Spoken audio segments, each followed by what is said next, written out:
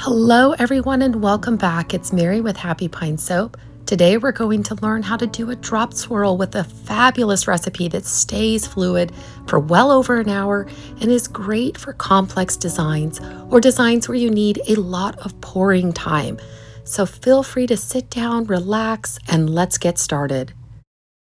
For today's recipe, I went and used orange peel from Brambleberry. I used this entire bottle, which was 3.5 ounces, mixed with 5 tablespoons of kaolin clay, which I used and blended together in this little jar that you see here. So it's ready to go for our recipe. For this citrus-inspired soap, I went with this gorgeous color palette, very reminiscent of all the different citrus fruits. I chose peach taffy, tangerine dream, sour lemons, the maniacal pea, and last but not least, 3 olive martini. For your micas, using a lightweight oil is recommended, so I chose sweet almond oil, again from Brambleberry. Each mica is 3/4 teaspoon, and then I blended it with 1 tablespoon of our sweet almond oil. I like to blend my micas with a mini mixer so that they're all ready to go when the soap is put together. That way it's nice and easy and makes for even blending of your soap batter. You will see later on I will have 5 separate pour containers, and each pour container will get 15 ounces of soap batter for each mica color. Here is the recipe we will be using. It is a lard heavy recipe, as you see. Lard allows for a long pour time. It slows down trace. So this recipe is great for complex designs or where you need a lengthy pouring time. I also use a high water discount. So the lye concentration is 50%. That's the 1-to-1 ratio. That will allow the batter to firm up a little faster, as well as reduces soda ash, which is always fabulous. Here are all the hard oils that I've weighed out already. We have our cocoa butter, we have our lard, and then underneath is our coconut oil. What I like to do is melt my hard oils first, and then we will add our soft oils. So first I'll put 90 seconds roughly. We'll press start and we'll keep a close eye on these so that they don't overheat. Usually 90 seconds gets them pretty well melted on my microwave, and then I just finish them off with 15 to 30 second bursts until they reach about 140 degrees Fahrenheit. The first 90 seconds are up, and as you can see, it doesn't entirely melt them. Our cocoa butter will be the last to melt entirely, so that's when you start melting in about 15 to 30 second bursts on your microwave. Again, watching carefully to make sure they don't overheat. And you're waiting till they reach between 140 to 150 degrees Fahrenheit for this cocoa butter to get completely melted. So I'm going to put them back in the microwave, and we'll get these all the way melted down before we add our olive oil and our avocado oil. As you can see, our oils are finally melted. It has to get up to around that 140 to 150 range for cocoa butter to be melted. So now that we have this all smoothly melted, we'll add our soft oils, and that will bring our temperature down naturally, which is super handy if you want to get to soaping quicker. This recipe calls for 11 ounces of olive oil, so we'll go ahead and measure that out. 6.6 ounces of avocado oil comes next. And our last soft oil is our castor at 1.65 ounces. I like to stir all the oils together now. And then what you'll see is our temperature drop pretty quickly. It's now 116 degrees Fahrenheit. And then we'll let this sit and reduce in temperature a bit more. I like to soap around between 90 and 95 degrees Fahrenheit for the oils, and a little bit lower than that for our lye solution, depending on the recipe. So we'll wait until these temperatures drop a bit, and then we'll get to soaping. I have waited a little bit of time for our oils to cool down. Let's check and see what they are. All right, they're about 104. And what's our lye solution at? Our lye solution is about 93. What I'm going to do is I'm going to bring the temperature further down by adding our kaolin clay mixed with our fragrance. That will further lower the temps pretty rapidly.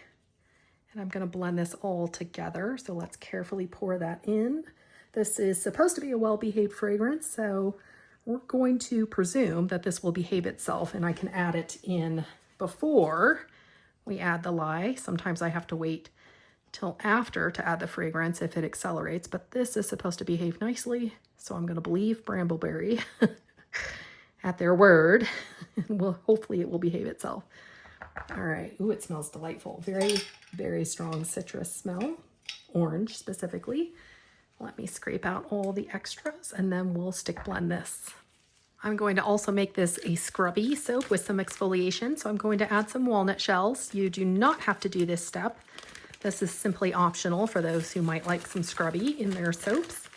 I think I'll put in a couple teaspoons and then we'll be good to go to start blending this. All right, we're ready to blend our fragrance and walnut shells.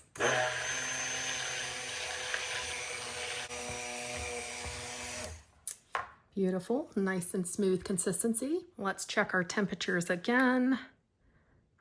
Just as I thought, that brought our temperature down very quickly. We're now at 98, which I think is a pretty good temperature to soap at with this recipe. Let me go ahead and stir our lye solution again. And it looks like that's now at 93. So I think we're ready to get everything together. Carefully pour in your lye solution. I like to pour mine over the spatula to reduce any splashback. We'll grab our stick blender again and let's go ahead, tap it a couple of times.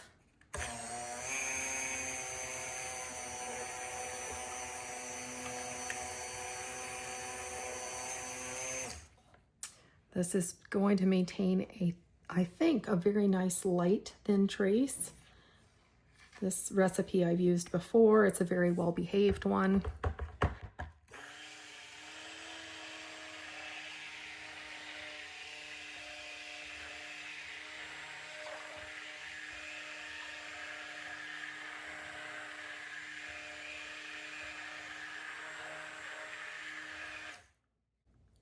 Yep.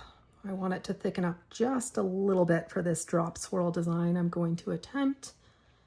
And it is a very liquid recipe. And I bet that citrus fragrance also decelerates if I had to guess.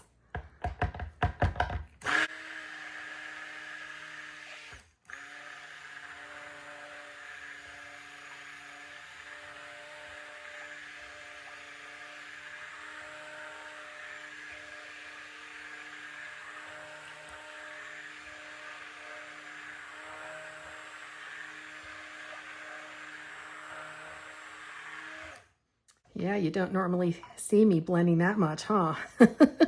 This is a very fluid recipe combined with, if I had to guess, a decelerating fragrance.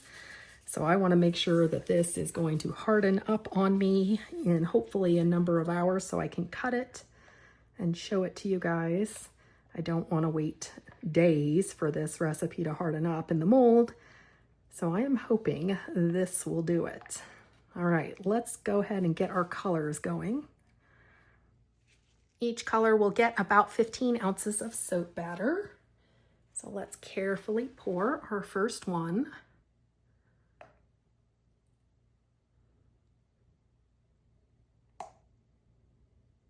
And we're just about there.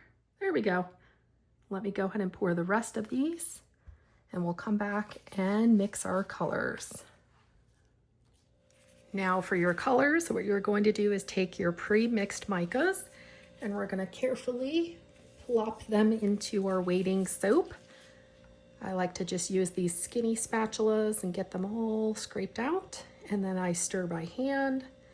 I could go ahead and continue to stick blend because this is such a fluid recipe, and in fact, I might do that because I really need the soap to be a little more firmed up than what it is. It is insanely fluid, guys. This is going to be a recipe you guys can use for very intricate designs if you so choose, because of how well behaved this recipe is. Yeah, like, oh, see, it's slushed. It's so liquidy, it's just slushing. Yeah, I'm gonna stick blend and see if I can thicken this up a little bit.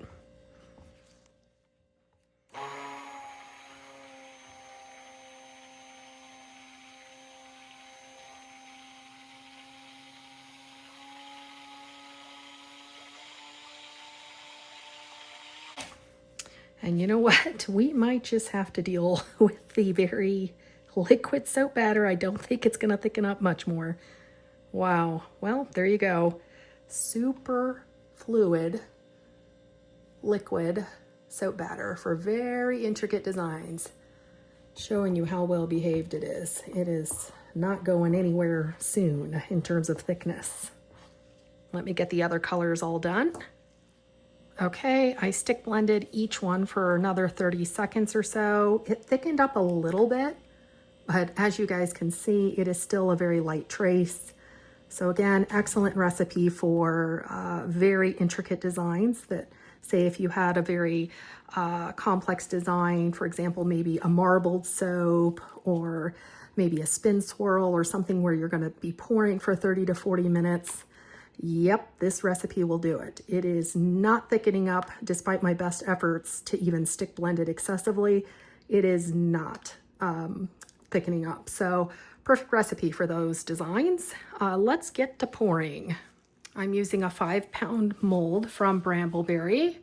It is one of my favorites. It's just so sturdy. I can pop it in the oven without any problems to oven process the soap. So that is the one we're using today. And I think I'm just gonna start randomly pouring in colors from various distances to try to get that drop swirl effect. We'll start with our beautiful kind of olive green. And as you see, it's still very, very fluid. Nice fluid trace. All right, let's just get a bottom layer in. And I'll try to tap it down to remove, see those air bubbles? There we go. Now let's see, let's do some contrasting colors, maybe the yellow. And I'm gonna pour this from super high up. There we go. And then we're gonna do, let's do some orange maybe. Love this orange, very high up again. And I'm not going for anything super fancy, just some interesting contrast between colors. Maybe I'll do this beautiful, reminds me of grapefruit, this peach taffy. Love this color. Ooh, pretty. Last but not least, our beautiful green or lime green.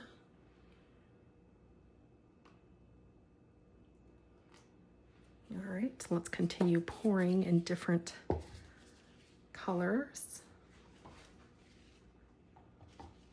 Let's do our olive green again.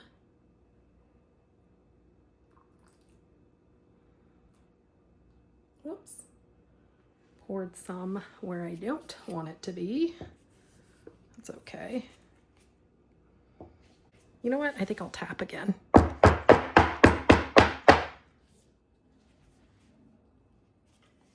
right, our beautiful peach taffy. Ooh, love that color.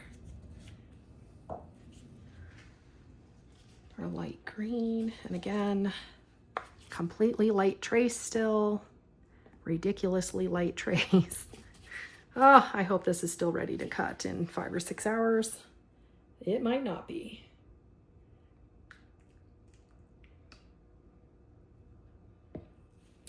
All right. And let's pop some bubbles. Goodbye, bubbles. We don't want you. Go away. Let's see. Ooh, that's a big one. All right, looking pretty good. The others are super tiny. You might see them in the finished soap. but that's okay. It's a handmade product. It doesn't have to be perfect. All right, let's clean this up again. All right. And then I think I'll just scrape out the rest carefully on the top, and we might do a swirl. All right, we have gotten the last of our soap in, and I think I will do a careful little swirl on top. Let's see. I'm trying to decide if I just want to go up and down or maybe some figure eights. Let's take a look and see what it looks like. That's pretty. And you're only going to swirl like the top, 1/8, 1/4 inch. Teeny tiny, just enough to get your swirl to look really pretty on top, but without disturbing the lower layers. Yeah, that's so pretty. I love soap tops that are swirled. They're always so pretty. All right, let me go around the outside. Whoops.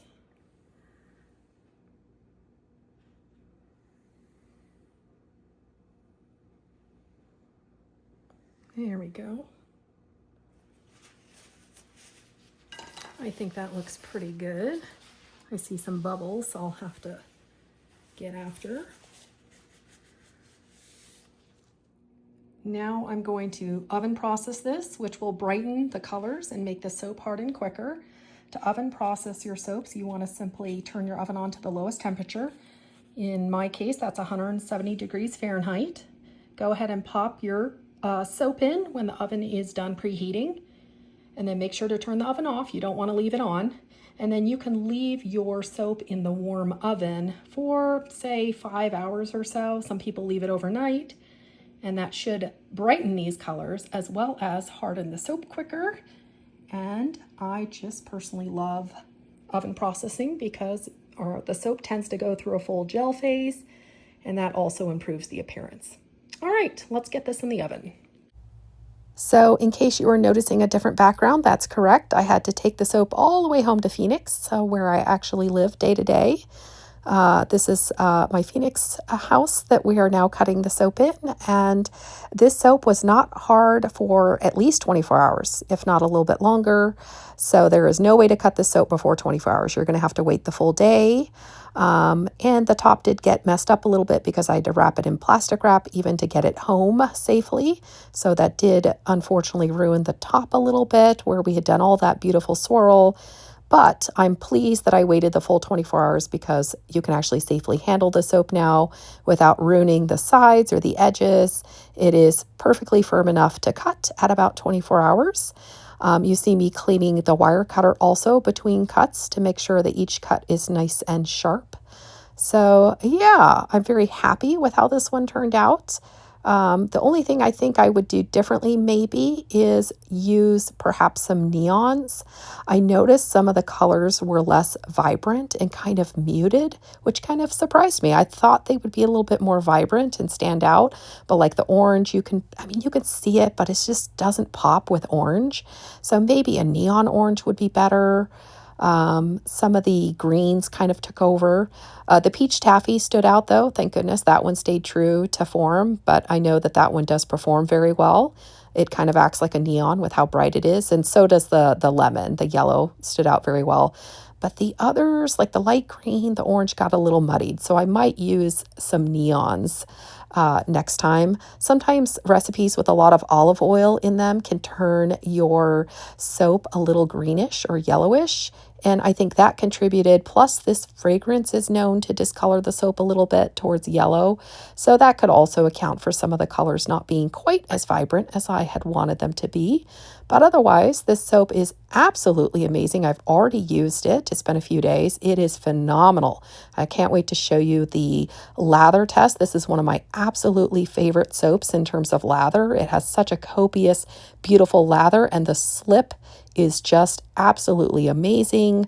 Kaolin clay really adds to the slip. So stick around and I will show you the lather test in just a minute as well.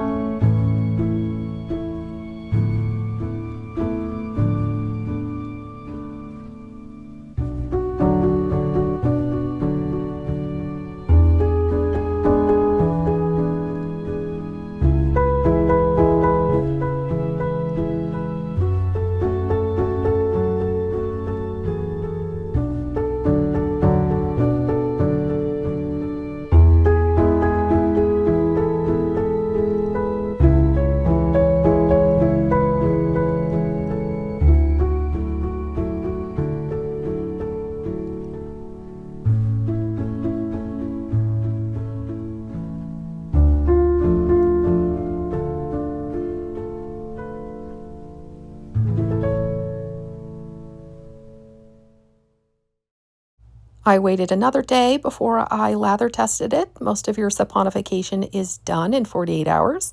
So the cure time is really just to let the water evaporate out of the bars so they last longer and are harder. And check this out, guys. The lather is phenomenal for a 2-day-old bar. The slip is beautiful. It feels great on the skin.